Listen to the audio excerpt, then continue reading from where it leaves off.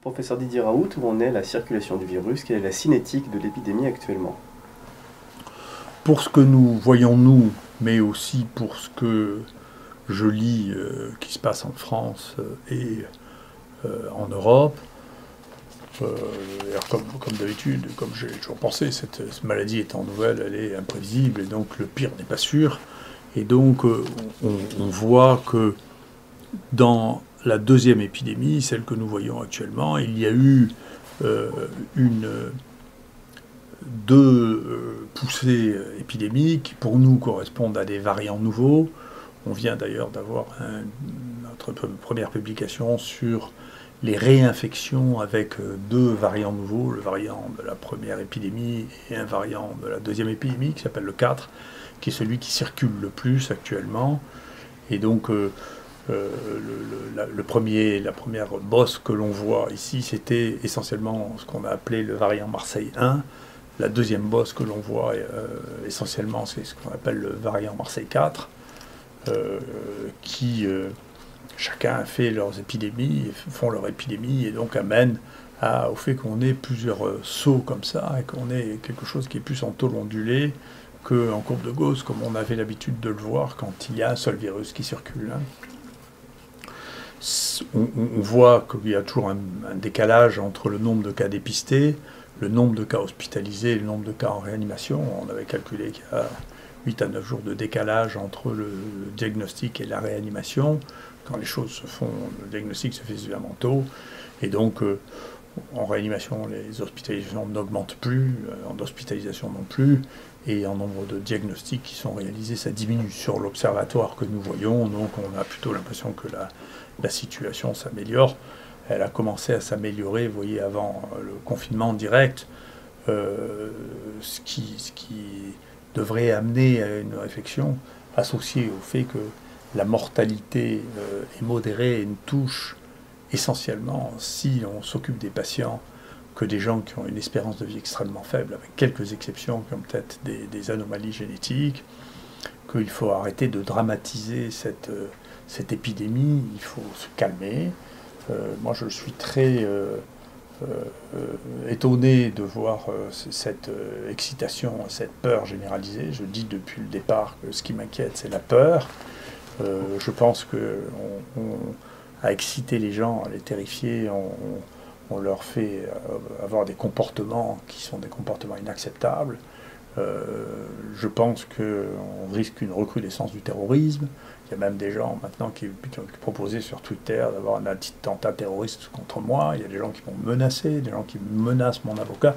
On sort d'un état social normal du fait de l'anxiété extrême que l'on développe à partir de la peur de cette maladie qui ne va pas détruire l'humanité, ni réduire de manière sensible l'espérance de vie dans ce pays. Donc il faut se calmer, il faut traiter de cette maladie normalement, il faut mettre en place les outils pour pouvoir diagnostiquer et soigner ces gens, mais il faut arrêter de manier la peur à ce niveau parce que la société va exploser si on continue comme ça. Donc il faut se calmer, il n'y aura pas des centaines de milliers de morts, des millions de morts, il faut s'arrêter. Il faut reprendre ça comme une maladie normale. Et je peux vous dire que ces maladies infectieuses, moi qui travaille depuis 40 ans, j'en reparlerai, je sais à peu près ce que c'est. Et donc je vois, nous ici, on a pris en charge maintenant 12 000 personnes. Personne n'a pris en charge, il n'y a pas un centre qui a pris en charge autant de personnes que nous, qui a testé autant de personnes que nous. On fait plus de 350 000 tests maintenant, 250 000 personnes. On a pris en charge 15 000 personnes, on a une idée très précise de ce qui se passe, de la mortalité, de la manière dont ça se gère. Donc il faut être organisé, calme, gérer les problèmes. Il y a des problèmes d'organisation qui se posent quotidiennement, il faut s'en occuper. J'aurais préféré qu'on croie, il y a 20 ans, quand j'ai écrit qu'il fallait qu'il y ait 7 infectiopoles de cette nature en France, qui aurait permis d'avoir une gestion beaucoup plus calme, beaucoup plus organisée, plutôt que de s'affoler avec ce retard considérable qui a été mis en place avec la détection, avec la mise en place, où je suis content que la plupart des choses que je proposais, il restera l'hydroxychloroquine dont je pose, ont été finalement mises en place, la détection précoce, la détection de l'hypoxie avec les saturations d'oxygène. J'ai vu que 3 mois après que j'ai proposé, la Haute Autorité de Santé a repris ça dans ses recommandations, c'est bien. La gestion des troubles de la coagulation, hein, on a encore des embolies pulmonaires une fois par semaine qu'on détecte précocement en faisant des tests biologiques chez des gens, y compris qui apparaissent asymptomatiques. Hein. Donc ça, c'est de la prise en charge médicale, et c'est avec cette prise en charge médicale qu'on fait tomber la mortalité. Et nous, les données préliminaires qu'on a sur les gens qu'on a vus en hôpital de jour sont de l'ordre de 0,6 pour 1000 de mortalité. Ça nécessite à être consolidé comme données, mais ça veut dire que si on s'occupe des gens entièrement, très tôt, eh bien, ce qui se passe, c'est que la mortalité atteint un taux extrêmement faible parce qu'on s'occupe des gens. Donc, le vrai problème, c'est celui-là. Le vrai problème, c'est maintenant de raison garder, de mettre en place, au fur et à mesure que la connaissance sur cette maladie augmente, les moyens qui permettent de détecter les gens. Cliniquement, les gens qui sont positifs, souvent quand ils sont jeunes, ne sentent plus les odeurs et s'en rendent très bien compte. Les autres, les sujets qui sont plus âgés doivent être traités parce que chez eux, ce signe, malheureusement, très précieux et moins fréquent, et ils doivent être pris en charge. Il y a un certain nombre de choses à faire, mesurer leur saturation en oxygène, ils peuvent acheter un petit...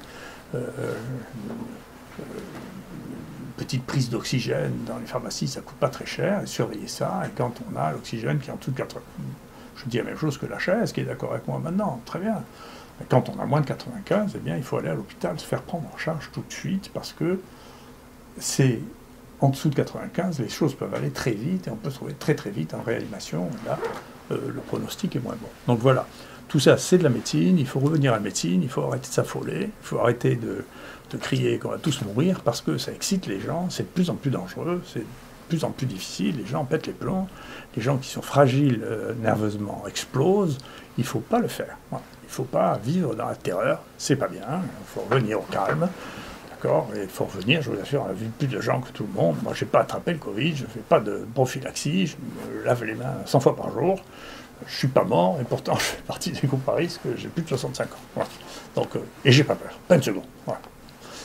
Donc il faut arrêter, et je pense que c'est dans ces circonstances qu'effectivement, je vois maintenant des collègues qui m'insultent, enfin je ne pourrais pas imaginer, des amis d'internat, des gens que je connais depuis 35 ans, qui racontent des horreurs sur moi, mais je ne comprends pas d'où ça sort, simplement parce que ce niveau de tension est devenu, on a l'impression qu'on est dans un enjeu, on revient à l'époque que j'ai connue avant 68, des chiens anticommunistes contre des salauds de capitalistes, enfin, les salauds de communisme, et cette passion à ce point-là est déraisonnable, c'est du soin, de la médecine, il faut revenir on s'occupe des gens, on les soigne, la passion doit être étrangère à ça. Que pensez-vous de la décision de l'Ordre des médecins des Bouches-du-Rhône de déposer votre dossier au Conseil de discipline ? Écoutez, encore une fois, je pense que ça rentre, c'est multifactoriel, ça rentre dans il y a un combat qui s'est dressé à Marseille entre les non-universitaires contre les universitaires, sûrement une partie de l'histoire. Il y a cette espèce de tension extraordinaire qui s'est située entre les uns et les autres, en partie parmi les gens qui ont porté cette plainte. Il y a beaucoup de gens qui, je pense, ont été très, très vexés que l'on dise que leur financement par Gilead avait influencé très profondément leur jugement, qui sont irrités, probablement la SPILF, qui est très financée par Gilead et qui n'accepte pas qu'on dise que c'est un conflit d'intérêts. C'est possible. Ensuite, si vous voulez, je crois que pour mettre les choses en perspective, aussi, il y a un temps pour tout et il y a plusieurs échelles de temps. L'échelle de temps des gens qui croient avoir le pouvoir et l'autorité scientifique, ce qui est un peu risible. Le directeur général de la santé, ou le directeur de la NSM, ou le directeur le président du Conseil de l'Ordre ne détient pas la vérité scientifique. Il détient un pouvoir de décision, éventuellement un pouvoir de nuisance, mais il ne détient pas la vérité scientifique. Confondent. Et ces gens-là sont des gens qui changent régulièrement. Et donc c'est très, très intéressant. Vous voyez, l'ancien président du Conseil de l'Ordre à Marseille était un ami à moi. Bien sûr, cette histoire a été classée sans suite. Les autres ont changé, ceux-là ont décidé. Vous voyez, tout ça ne dépend pas de moi, dépend des gens qui ont été élus, qui aiment ce que je suis ou qui n'aiment pas ce que je suis. Donc je suis la quintessence de l'universitaire. Pour l'instant, c'est pas très aimé par ce conseil, c'est la vie. De l'autre côté, le directeur général de la NSM, qui était férocement opposé à l'hydroxychloroquine, dont je reparlerai, son prédécesseur, qui avait été nommé lui aussi, a fait une conférence chez moi que je vous demande vraiment de regarder. C'est le professeur Maraninki. C'est lui qui a inventé les RTU, c'est lui qui a remis les choses en place sur les conflits d'intérêts. Et si vous l'entendez, ce qu'il dit, vous ne croyez pas qu'il puisse avoir la même position que le directeur actuel de la NSM qui fait exactement l'inverse. Donc vous voyez, c'est pas moi qui change, c'est les gens qu'on nomme qui changent. C'est bien naturel, puisque eux sont des gens qui passent. Ça n'est pas des gens qui sont la S-qualité, c'est des gens qui sont nommés ou élus. Ça n'a rien à voir. Après, il y a un autre temps qui est le temps du politique. Moi, je regrette qu'une partie importante du politique soit maintenant sur le même rythme de vitesse que les journalistes qui ont une vérité du jour. La vérité des jours, les journalistes ne les engagent pas. Ils disent une bêtise, 6 mois après, vous n'allez pas leur reprocher, les journalistes ont dit une bêtise 6 mois avant, c'est leur métier. Et donc il ne faut pas les croire, il ne faut pas les suivre. D'accord ? Et le problème des politiques, c'est qu'actuellement, ils sont trop en phase avec les journalistes. Et ils oublient une chose, c'est que quand ils parlent, eux, ils sont susceptibles d'avoir, eux, une résonance de ce qu'ils disent. Ils risquent d'avoir, y compris d'être poursuivis par la justice et par l'histoire. Ce qui juge les politiques, c'est l'histoire. Et dans les histoires de sécurité sanitaire, la justice. Vous voyez, et la justice prend son temps. Vous voyez, l'histoire du sang contaminé, c'est 10 ans après les faits. C'est long. C'est pas le temps journalistique. Les journaux ont même oublié ce qui se passait à l'époque. Et leur opinion, et qui disait ci, qui disait ça. Et 10 ans après, la justice, elle, est encore sur un autre rythme. Et puis la science, elle est encore sur un autre rythme, qui est, à la fin, vous savez, il y a des domaines dans lesquels moi j'ai travaillé, sur lesquels il a fallu 15 ans pour que ce que nous disions, sur la peste par exemple, soit reconnu par tout le monde. Pendant 15 ans, on s'est disputé, les gens disaient « moi j'arrive pas à refaire vos résultats ». Donc le temps du journaliste, le temps du politique, le temps de la justice et le temps de la science ne sont pas les mêmes temps. On ne vit pas dans les mêmes échelles de temps. Donc moi, je vis dans le domaine de la science, mais comme j'applique mes connaissances à ce que je fais, eh bien, je suis bien obligé de me confronter à ça le moins possible avec les journalistes. En particulier, je ne supporte pas les journalistes qui sont agressifs avec moi, parce que, qui se posent des questions sur la nature de ce que je suis. Moi, j'apporte des résultats, je ne veux pas discuter de ce que je suis, ça ne regarde que moi. Mais on voit bien qu'il y a des temps différents. Quant à ce qui m'est reproché, je suis content qu'on ne me reproche pas d'être un mauvais docteur, mais de dire que je n'applique pas les données de la science, alors ça, quand j'ai lu des trucs, je dois reconnaître que j'ai été pris d'un fou rire. Parce que j'ai regardé quelle était la production scientifique et des gens qui votaient ça, et puis les gens qui avaient dit ça, mais j'ai ri à un point qui est, parce que tout le monde peut le voir, mais c'est absolument... Je vais le publier d'ailleurs, c'est risible, parce que moi sur ces domaines-là, non seulement je suis le plus cité en Europe sur les maladies infectieuses et la microbiologie depuis plus de 20 ans, je suis plus cité en sciences en France, je suis le deuxième, après Guido Kremer, mais j'ai commencé à écrire ça, c'est disponible pour tout le monde, par vulgariser, c'est le premier livre que j'ai écrit, vous voyez, qui comprenait déjà la chloroquine, vous voyez, sur les traitements des maladies intracellulaires, publié en 1993, hein, Speyer. Et puis ensuite, j'ai fait un que sais-je pour expliquer ça au public. J'avais marqué les maladies émergentes, et puis les PUF n'ont pas voulu que j'appelle ça les maladies émergentes, ils m'ont obligé à appeler ça les nouvelles maladies infectieuses, parce que maladies émergentes, personne n'en avait entendu parler à l'époque, parce que j'ai écrit ça en 97. Personne ne savait ce que c'était qu'une maladie émergente. Donc c'est pour ça que j'étais obligé d'appeler ça une nouvelle maladie infectieuse. Ensuite, parce que j'avais eu le seul laboratoire qui était capable de faire l'analyse des poudres au moment de la crise du bioterrorisme, on m'a demandé de faire une mission sur les maladies infectieuses et le bioterrorisme par le ministère de la Santé et le ministère de la Recherche, que j'ai fait en 2002-2003, et lui aussi disponible sur Internet. Et puis ensuite, un éditeur m'a demandé de faire un livre sur les nouveaux risques infectieux, la grippe aviaire, le SARS et après. Je ne renie rien de ce que j'ai dit, je pense que c'était raisonnable. Ensuite, au tout début de cette épidémie, j'ai écrit un autre livre encore sur les épidémies, les vrais dangers et les fausses alertes. Et puis j'ai essayé de mettre ça dans une perspective scientifique, en expliquant quelle est la démarche scientifique qui me paraît la plus adéquate pour ce que je fais moi. Vous voyez, qui est de l'épistémologie, c'est-à-dire de la science, de l'histoire des sciences, vous voyez, qui est mon dernier livre. Donc, si vous voulez, dire que j'ai une approche qui n'est pas scientifique, c'est c'est ridicule à un point qui est difficile à tenir. Voilà, c'est très très intéressant. Et donc on verra bien, il faut que les choses suivent leur cours. Ce que je ne tolérerai pas, encore une fois, les institutions sont les institutions, ceux qui les représentent ne sont pas l'institution, sont ceux qui représentent l'institution à un moment, et vous savez bien que ça change.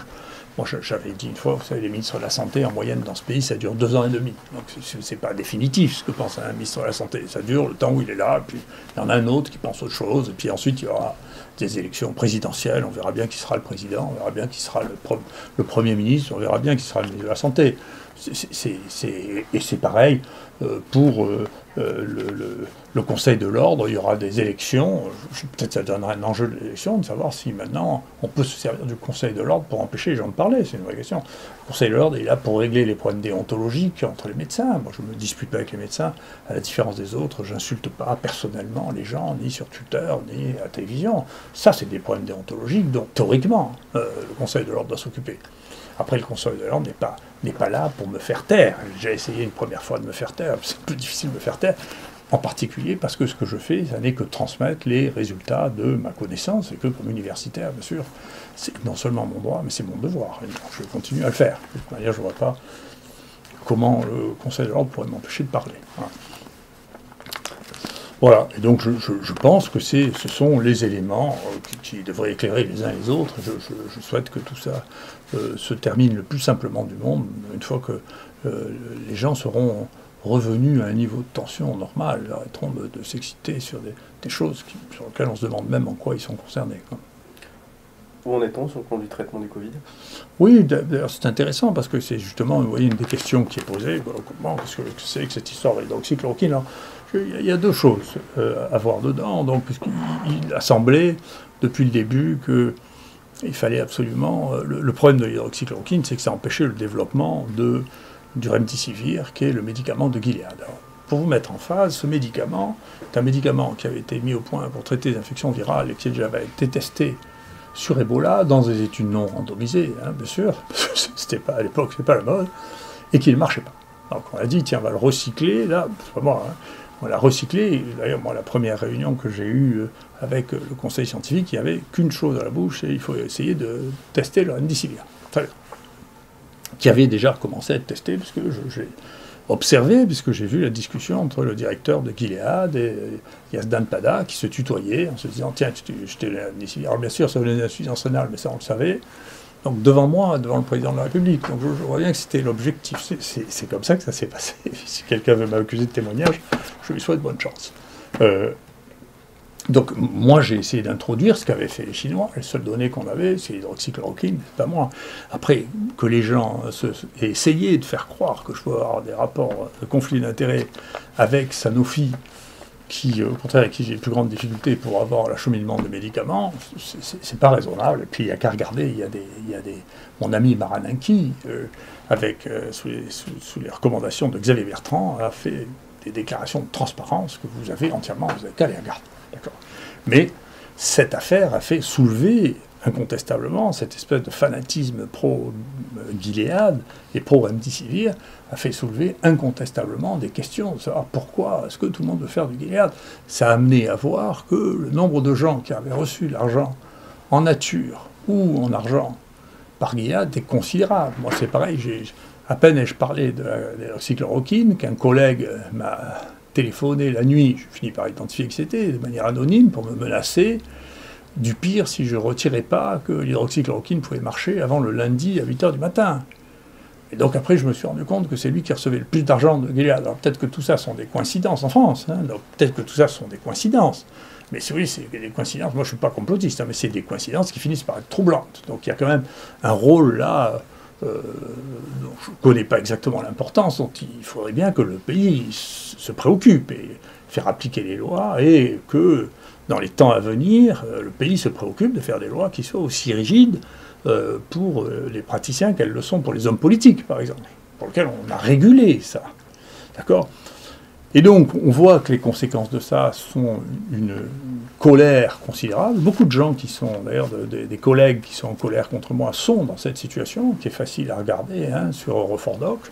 de gens qui ont reçu, y compris cette société, la Société de pathologie de l'âme infectieuse française, qui est subventionnée de manière très très élevée par Gilead.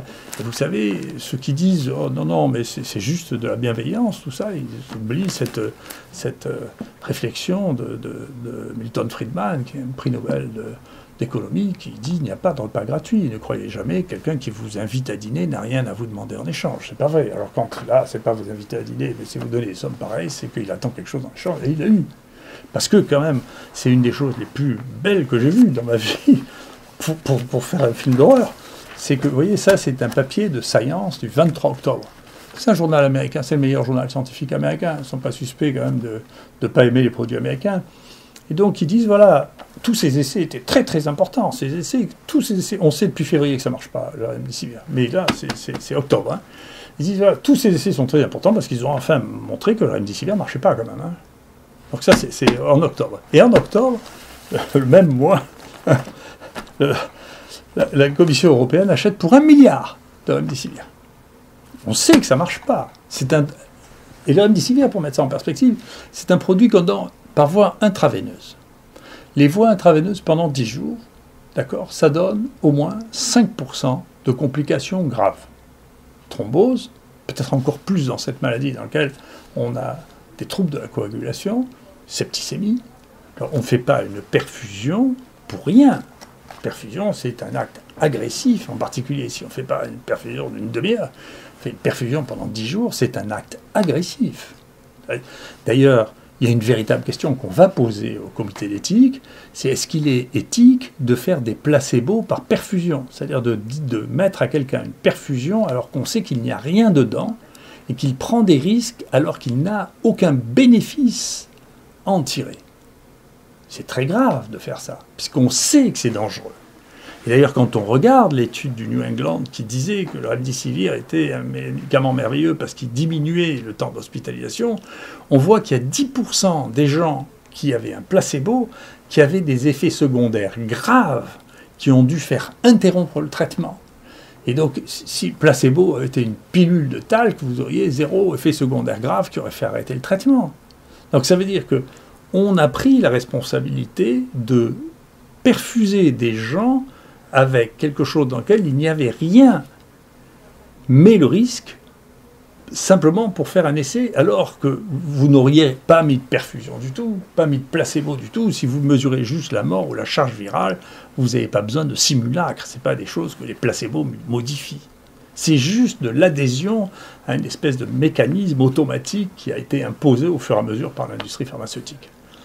Et maintenant, juste après que tout le monde se soit mis d'accord sur le fait que le remdesivir ne sert à rien, eh bien, on reçoit du ministère de la Santé, du directeur général de la Santé, une lettre qui nous dit maintenant, vous pouvez utiliser le remdesivir quand vous voulez, c'est gratuit, on en a tant que vous voulez, vous pouvez donc mettre des perfusions pendant 10 jours avec un produit qui ne sert à rien et qu'on a acheté. Mais vous n'avez pas le droit d'utiliser l'hydroxychloroquine, qui est un médicament que 2 milliards de personnes ont pris dans leur vie et qui n'a pas donné d'effets secondaires, à part essentiellement des problèmes oculaires quand on prend ça pendant plus d'1 an. Donc, si vous voulez, il y a quand même là un problème de fond, qui est la raison pour laquelle nous, on a porté plainte, et puis j'irai jusqu'au bout. Il y a un autre problème que je veux comprendre, c'est pourquoi l'ANSM n'a pas donné l'autorisation de poursuivre l'essai Discovery qui avait été commencé, pour lequel l'INSERM recommandait qu'on reprenne l'essai Discovery, mais j'ai les documents qui montrent ça, alors qu'on avait compris qu'il n'y avait aucune toxicité. Donc, il y a un vrai problème de l'obsession du remdesivir, qui a tourné une contre-obsession contre l'hydroxychloroquine, et qui, nous, encore une fois, on a traité, je ne sais pas combien, maintenant, 10 000 personnes avec l'hydroxychloroquine, rien vu du tout. Enfin, on le savait, 2 milliards de gens avaient pris ça. Moi, j'ai pris la chloroquine quand j'étais petit en Afrique. Si d'ailleurs une espèce d'un de mes collègues dit c'est affreux, j'ai convaincu les Africains de prendre de l'hydroxychloroquine. Les Africains, d'abord, c'est honteux de penser que les Africains ne pensent pas par eux-mêmes. C'est les gens. Celui qui a dit ça n'a pas le niveau de Muyumbe, qui a à la fois éradiqué la variole dans son pays, découvert Ebola, qui maintenant est en prise, en lutte avec, parmi les plus grandes épidémies, le choléra, Ebola. qui est une star de la science mondiale. Il n'est pas du niveau de Mboup, qui a participé à la découverte et à la prise en charge de l'infection par HIV2 au Sénégal. Il n'a pas le niveau de publication de Cher Sortna, qui fait partie de notre unité au Sénégal. Donc cette vision-là, c'est une vision de Tintin au Congo. Là, non, mais il faut arrêter. C'est pas Tintin au Congo, c'est fini, c'est une autre époque, ça, c'est les années 20, c'est fini. Il ne faut pas faire ça. Il ne faut pas dire, écoutez, les Africains ne sont pas capables de décider par eux-mêmes, c'est Didier Raoult qui est... Je ne suis pas Tintin, et on n'est plus à Tintin au Congo, là. Donc les Africains, ils se foutent de nous, parce que les Africains, ils utilisent l'hydroxychloroquine, comme tous les pays tropicaux, et la chloroquine et ses dérivés, depuis des décennies. Et quand on leur dit c'est un médicament qui, en 10 jours, 10% des gens qui le prennent, ils rigolent, mais alors ils rigolent comme des fous. Hein. Donc il faut faire attention, là, encore, pas se laisser emporter par ces folies, là, ces passions, et rester à un niveau raisonnable. Parce qu'on a dépassé là, les niveaux raisonnables. Et là encore, une fois, à partir du moment où moi je suis mis en cause de manière nominale, bien sûr, je porterai plainte. Et vous savez, ces plaintes dureront le temps qu'elles dureront. Et ça, c'est vraiment des phénomènes qui sont à la fois racistes et diffamatoires, enfin, qui ne sont pas acceptables. C'est absolument pas acceptable. Donc voilà où on en est. Il y a, encore une fois, je confirme, quoi que disent un certain nombre de journalistes mal informés, qu'il y a à peu près 4,5 milliards de gens qui vivent dans des pays dans lesquels c'est recommandé ou accepté de traiter le Covid par de l'hydroxychloroquine, et qui ne sont pas plus bêtes que nous. Il faut arrêter, c'est du racisme brutal. Il faut arrêter. Et que d'autre part, il y a plus de 100 études qui ont été publiées actuellement sur l'hydroxychloroquine, et ça continue. Nous, notre dernière étude publiée, celle sur les EHPAD, où on montre qu'on diminue la mortalité par 2 en les traitant par hydroxychloroquine plus azithromycine, on passe de 27% à 13% de mortalité. C'est publié, c'est online, tout le monde peut y accéder. Donc il faut arrêter les gens qui ne publient pas. Je suis, avec mon équipe, ceux qui publient le plus dans le domaine du Covid-19, de loin.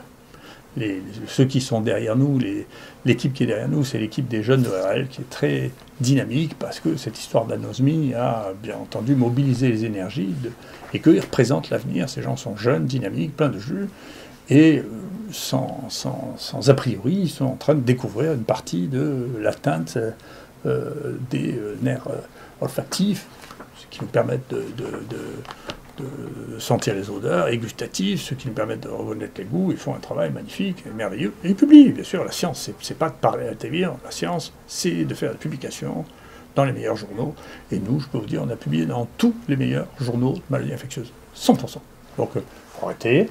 Il y a ceux qui font de la science, ceux qui, à un moment ou l'autre, s'autorisent ou pensent qu'ils ont une autorité qui les autorise à dire la science, mais la science ne se fait pas comme ça n'est pas la pratique scientifique, ça n'est pas le temps scientifique. Le temps scientifique, il est sédimenté par la réalité de la production scientifique vérifiable, et pas autre chose.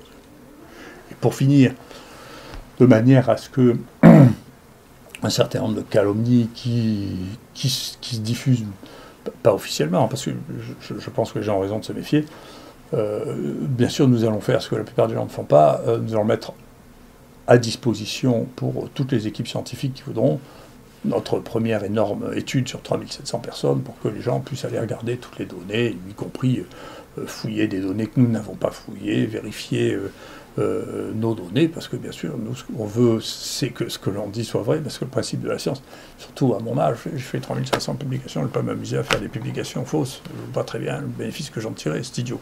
Donc ce qu'on veut, c'est que ce qu'on dit soit vrai et stable dans le temps, c'est ça qui m'intéresse.